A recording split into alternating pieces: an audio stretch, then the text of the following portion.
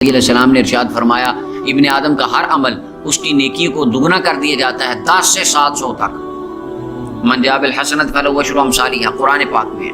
جو نیکی کرے گا 10 گنا اجر ہے، اور فرمایا 700 گنا تک. واللہ یضاعف لمن یشاء، اللہ جتنا چاہے بڑھا دے. لیکن اللہ تعالیٰ ارشاد فرماتا ہے، حدیث قدسی ہے، فرمایا سوائے روزے کے سب عملوں کا ثواب 10 سے 700 گنا تک، یہ اللہ جتنا بڑھائے. فرمایا سوائے روزے کے فإنہ لی، روزہ خالصتاً میرے لیے ہوتا ہے. روزہ کے دل کی اچھا روزہ، پھر روزہ ایسی عبادت ہے اللہ کے علاوہ اس کی حقیقت کو بندہ جان نہیں سکتا. دیکھیں نا کہ بندہ نے روزہ رکھا ہوا ہے، اب اس کے بھوکا ہے، کسی کو تو نہیں پتا بھوکا ہے. اب دیکھیں میں نماز پڑھ رہا ہوں، سب کو پتا میں نماز پڑھ رہا ہوں، میں ذکر کر رہا ہوں، مثلا میرے ہاتھ میں تسبیح ہے، فرض کر لیں ہر بندہ دیکھنے والا کہے گا اس کے ہاتھ میں تسبیح ہے. روزے میں کیا ہے؟ بھوک. اب دیکھنے والے کو بندہ میرا چہرہ دیکھ کے کہہ سکتا ہے مجھے بھوک لگی ہے، پیاس لگی ہے؟ یہ تو کوئی اللہ جانتا ہے. تو فرمایا روزہ کام ہی ایسا ہے، یہ میرے لیے. وَأَنَا أَجْزِي بِهِ، اس کو دونوں طرح پڑھا گیا ہے، عاجزی اور روزہ. فرمایا میں ہی اس کی جزا دوں گا. مولا علی قاری فرماتے اس کا معنی اللہ ارشاد فرما رہا ہے کہ روزے کا اجر و ثواب میں نے کسی کے سپرد نہیں کیا کہ فرشتے اتنا اجر لکھ دیں، نہیں. فرمایا میں نے سنبھال کے اس کا ثواب اپنی جناب میں رکھا ہے، قیامت کے دن اپنے حبیب کے غلاموں کو خود عطا فرماؤں. غیر کی طرف میں نے سپرد نہیں کیا.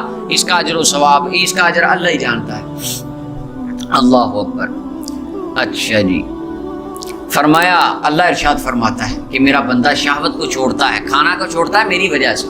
اب دیکھیں نا بھوک کھانا سامنے پھر بھی نہیں کھا رہا. پانی خود اپنے ہاتھوں سے واٹر کین لا کے رکھ رہا ہے گھر میں، ہاتھوں سے جامع شیریں بنا رہا ہے، طرح طرح کے کھانے تیار کر رہا ہے، کھا نہیں رہا. کس کی وجہ سے؟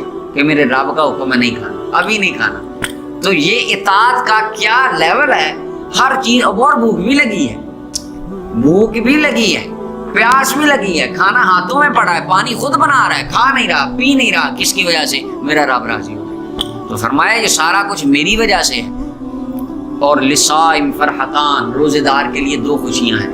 ایک خوشی ہے اس کے افطار کے وقت، مولا علی قاری فرماتے وہ خوشی یہ ہے افطاری کے وقت بندہ جو دعا کرتا ہے رب قبول فرما لیتا ہے. روزے دار کی دعا افطاری کے وقت قبول ہوتی ہے. ایک تو یہ خوشی کا لمحہ ہے، اور دوسرا یہ اس ٹائم ذرا کھانا ہوتا ہے، نفس خوش ہوتا ہے کہ بھائی کام تمام ہوگا. اور ایک خوشی کا معنی یہ بھی ہے کہ بندہ اس بات پہ خوش ہوتا ہے کہ اللہ ایک روزہ آج کے دن میں نے تیرے حکم کے مطابق پایا، تکمیل کو پہنچایا، تو اس بات پہ بھی خوشی ہوتی ہے. تو یہ تینوں معنی اس کو شامل ہیں. اور فرمایا ایک خوشی ہوگی اپنے رب سے ملاقات کے وقت، کہ اللہ تعالیٰ جب اجر و ثواب اس کو دے گا روزے کا، اور یہ دیکھ کے راضی ہو جائے گا، خوش ہو جائے گا.